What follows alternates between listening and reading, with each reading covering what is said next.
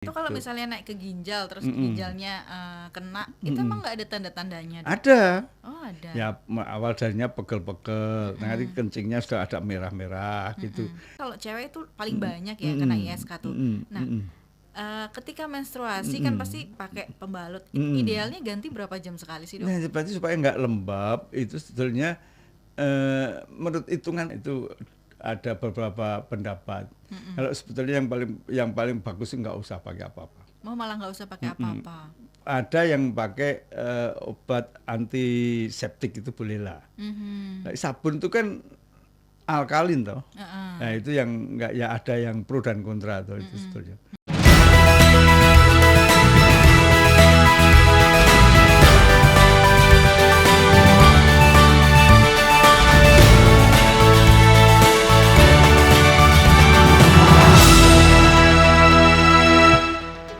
Assalamualaikum warahmatullahi wabarakatuh. Arca Bontong 99,4 FM Citra Radio Keluarga, radio nomor 1 asli Jogja. Selamat siang pemirsa yang ada di kawasan Kota Budaya Jogja maupun kota-kota sekitarnya, dan selamat siang untuk Anda pemirsa yang saat ini sedang menyimak Arca Bontong melalui streaming di arcabontongfm.com, jogjastreamers.com atau aplikasi Noise. Baik pemirsa, siang hari ini senang sekali Cadara dapat berjumpa kembali ya bersama pemirsa. Kita jumpa lagi di Bincang Siang bersama dengan RSKB Anur Yogyakarta untuk hari Selasa 12 September 2023 sampai nanti jam 12 siang. Pemirsa dapat bergabung ya nanti untuk tanya jawab, untuk diskusi juga melalui WhatsApp atau SMS Arca Bontong di 0816680144 atau melalui line telepon pemirsa di 550055. Baik, pemirsa, siang hari ini kita akan bahas tentang salah satu infeksi saluran kencing ya pemirsa. Nah, untuk Anda pemirsa, ada yang pernah kena infeksi saluran kencing gak nih ya, dan ngerasa kok sering banget kambuh ya, padahal udah diobati, udah sembuh tapi kok kambuh lagi gitu kan. Nah, kira-kira apa ya yang salah dan apa yang menjadi penyebabnya, kenapa infeksi saluran kencing ini bisa kambuh-kambuh gitu. Nah, daripada kita nebak-nebak ya pemirsa, gimana kalau kita langsung tanyakan aja sama dokter spesialis urologi kesayangan kita dari Rumah Sakit Khusus Bedah Anur Yogyakarta. Ada Dokter Danarto di siang hari ini yang sudah hadir di studio Radio Arca Bontong. Assalamualaikum warahmatullahi wabarakatuh, dokter. Waalaikumsalam warahmatullahi wabarakatuh. Dokter, gimana kabarnya siang hari ini? Alhamdulillah sehat. Mbak Ica juga kan? Sehat dong, Dok. Nah, selalu, apalagi kalau mau ketemu Dokter Danarto. Masya Allah, terima kasih. Oke, dokter, ini kan hari ini kita mau bahas tentang infeksi saluran kencing. Iya. Nah, tentang gimana, apa penyebabnya, gimana bahayanya, kenapa kok bisa kambuh gitu kan. Nah, Baik. tapi sebelum kita bahas ke situ, boleh mungkin bisa dijelasin dulu, Dok, ISK atau infeksi saluran kencing itu seperti apa sih ke pemirsa? Baik, terima kasih. Selamat siang pemirsa yang saya hormati. Bertemu lagi di Selasa ini. Saya akan membawakan tentang infeksi saluran kencing karena ini kasusnya banyak. Dan itu seringkali dikeluhkan. Nah, kebanyakan adalah wanita yang banyak. Akan tetapi laki-laki dan anak-anak juga banyak juga. Nah, gimana sih infeksi saluran kencing itu? Biasanya itu orang yang merasakan kalau kencing kadang-kadang rasa panas ya, kadang-kadang rasa nyeri, terutama di akhir kencing nyeri. Kemudian di daerah kemaluan terasa panas, itu rasa gitu. Kemudian di perut bawah rasanya nggak nyaman. Itu yang namanya infeksi saluran kencing. Gejalanya kayak gitu.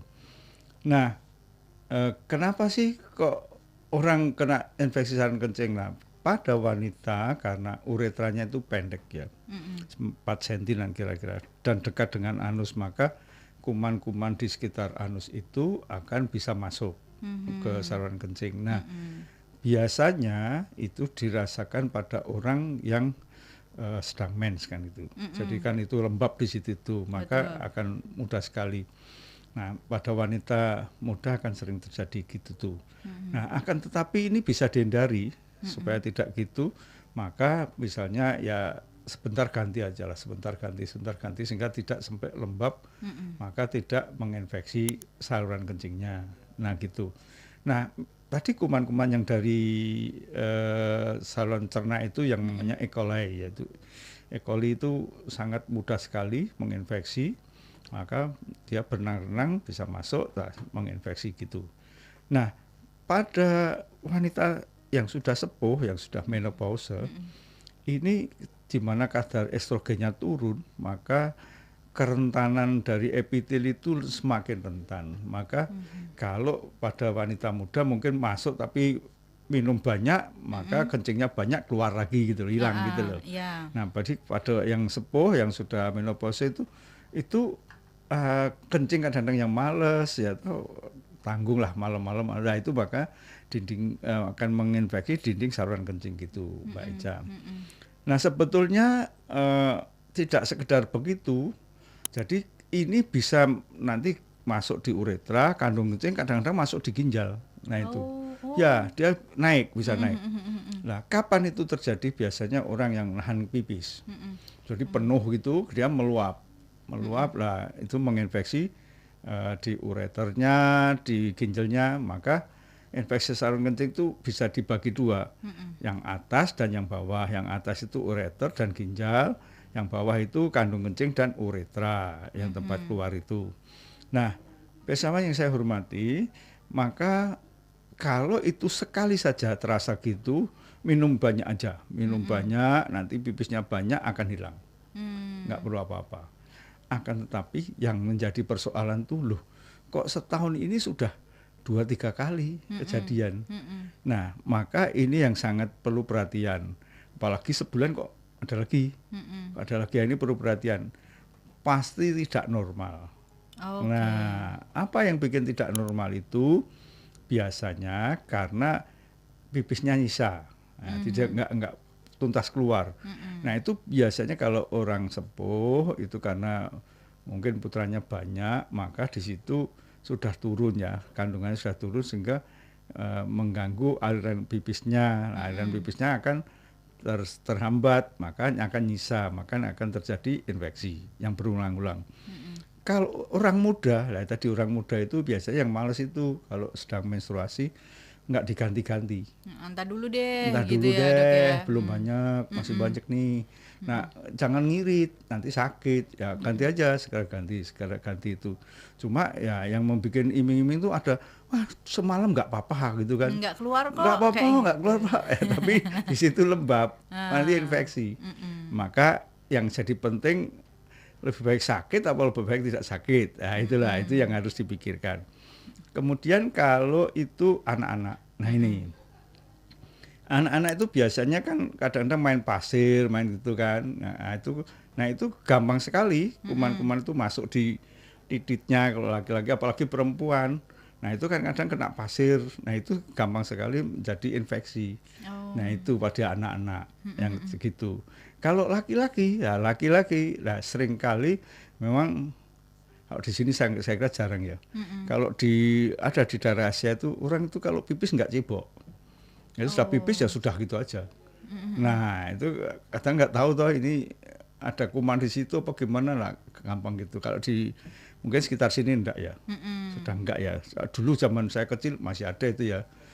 Berdiri aja pipis bisa ya, nggak usah cebok. Ada tau dulu tuh. Nanti bang nurun ke bebannya terlalu naikkan lagi udah mepet-mepet pipis aja. Jadi zaman dulu. Iya, zaman Sekarang dulu ya. enggak, karena sekarang sudah ada katrol loh.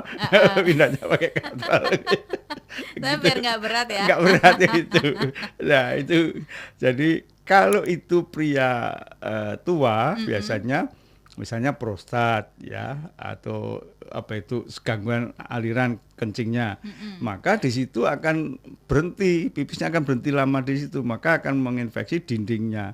Nah itu makanya akan terjadi SK berulang, infeksi berulang-ulang begitu Mbak Ica. Oke baik, jadi Iya. bisa ternyata ISK itu bisa berulang-ulang kambuhnya ya dok Iya, ya. betul. Nah, Iya. tapi kalau dia berulang-ulang bahaya nggak sih dok sebenarnya? Nah, itu pertanyaannya makin pintar terus ini. Iya.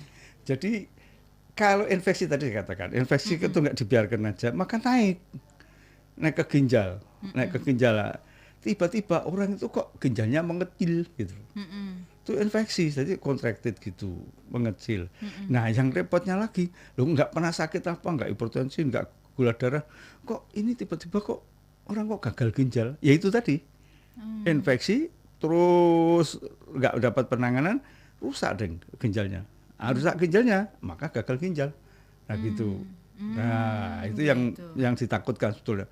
Yang ada satu kasus ini ya, ada satu kasus yang pernah dilaporkan gara-gara infeksi itu anak muda itu meninggal nggak tahu apa sebabnya. Ya karena itu infeksi ginjalnya udah kreatin sudah tinggi, dia nggak tahu. Ya kadang-kadang orang itu kan dianggap kalau sakit pinggang digosoki udah sembuh gitu loh. Nggak perlu didak-idak gitu kan. Maksudnya ngidak-idak banter-banter banget ya. Dikeretek dok. Dikeretek. Gitu. Nah itu yang menyebabkan risiko kemudian hari itu. Oh gitu. Nah, itu kalau Gitu. misalnya naik ke ginjal terus ginjalnya kena, itu emang nggak ada tanda-tandanya dok? Ada. Oh ada. Ya awal darinya pegel-pegel, nanti kencingnya sudah ada merah-merah gitu. Kan sekarang orang pintar-pintar kencing merah minum banyak toh, nah, bening lagi toh, harus dibiarkan aja. Nah besok merah lagi, minum banyak lagi gitu. Padahal di situ ada infeksi, Oh. kan susah kan. Nah itu karena sekarang kan banyak toh, wah ada informasi dari gadget apa-apa. Kalau merah minum banyak, nah, minum banyak baru quinta toh ginjalnya habis. Oh iya. Gitu. Oh, ya dikirain cuman luka sedikit aja. Dikit aja, gitu ya. minum aja cukup, gitu loh. Ya itu susah. Jadi tetap harus diperiksain kan dok Iya, ya?